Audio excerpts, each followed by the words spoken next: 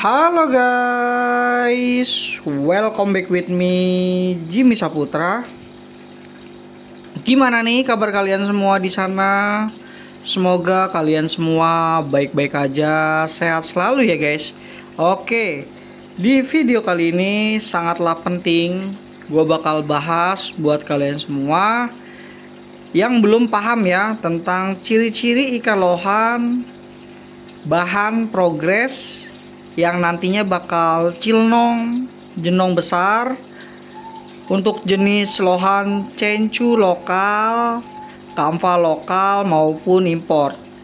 Nah, meskipun nih ya guys, kalian beli lohan yang genetik indukannya bagus, belum tentu juga untuk anakannya bakal jadi bagus semua. Ya, jadi kalian harus melihat tahapan-tahapan yang gua jelasin. Semoga bisa bermanfaat buat kalian semua. Oke, untuk kalian yang beli lohan bahan, apalagi burayak, ya kalian jangan berharap untuk hasilnya bakal maksimal. Apalagi yang lomba-lomba progres ya kan ya. Nah itu ikannya kan satu bed, satu indukan, belum tentu jadi semuanya enak guys. Nah jadi untuk indukannya itu paling bagus menghasilkan anak yang keluar genetik bakat yang bagus pun juga paling 20%-an guys. Itu pun juga untung-untungan, bahkan ada yang 10%.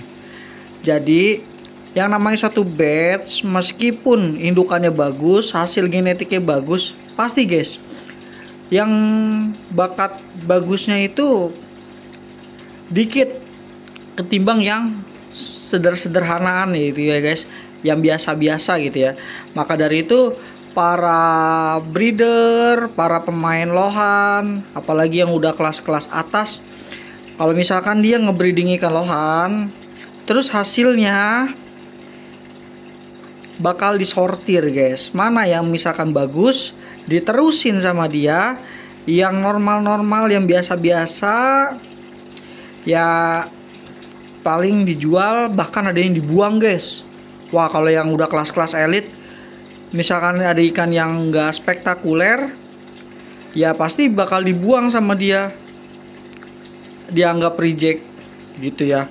Jadi kalau misalkan gue lihat ya para pemain ikan lohan yang breeder yang gue lihat, bahkan yang kelas-kelas elit, main ikan lohan paling minim itu dia dilihat di size 6 sentian kayak gini guys.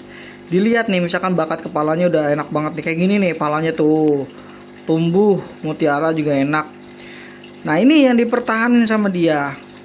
Nah jadi kalian kalau misalkan ada salah satu progresan ikan lohan yang udah kelihatan kayak gini bakat-bakatnya, jangan heran kalau misalkan harganya lumayan. Jangan kalian samain sama ikan bahan yang normal, yang biasa-biasa aja.